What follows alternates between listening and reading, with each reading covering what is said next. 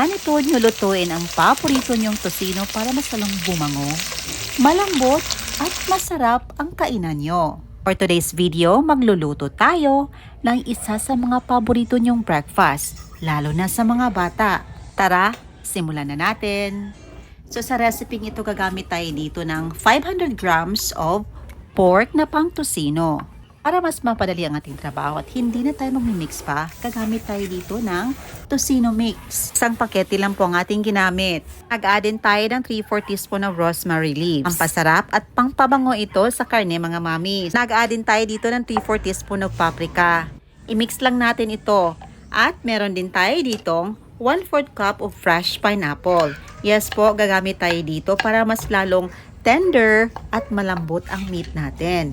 Ayan, inihalo lang natin ito. I-mix hanggang sa ma-fully combine ang lahat ng mga ingredients. Ang pag-add po ng pineapple is nakatulong sa pagpapalambot at pagpapajuicy ng karne natin.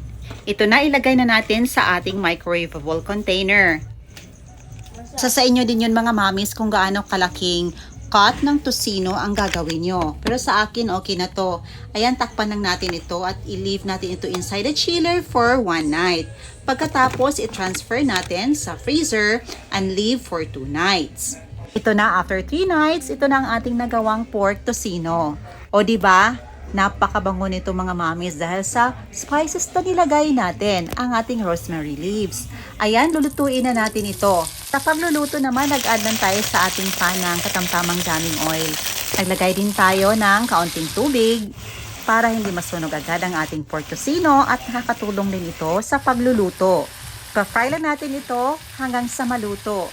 Ito na, ipiplit na natin ang kabilang bahagi para maluto naman ang other side nito. Nakikita nyo, nag-evaporate na yung tubig at yung langis na lang or oil ang natira. Ang bago talaga nito, mga mamis, at sa amoy pa lang, nakakatakam na. Ito na, ready to serve na ang ating napakasarap, napakalambot at napakabongong pork tosino.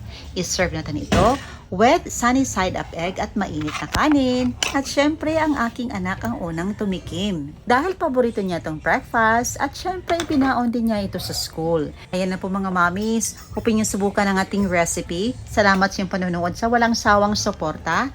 See you in my next vlog. God bless you all and stay safe.